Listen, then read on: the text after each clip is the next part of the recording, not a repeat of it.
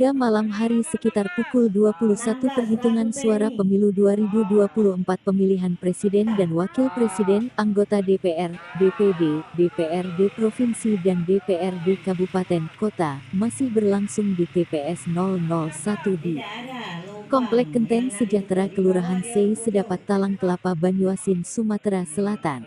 Rabu tanggal 14 Februari tahun 2024.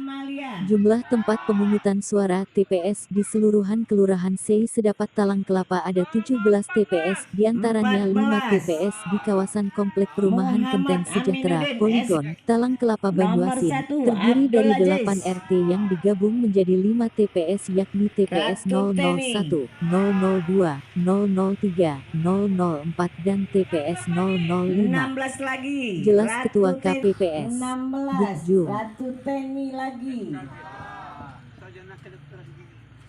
Nomor 1 Abdul Aziz.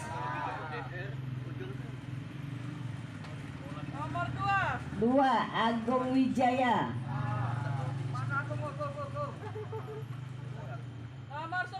Nomor 11.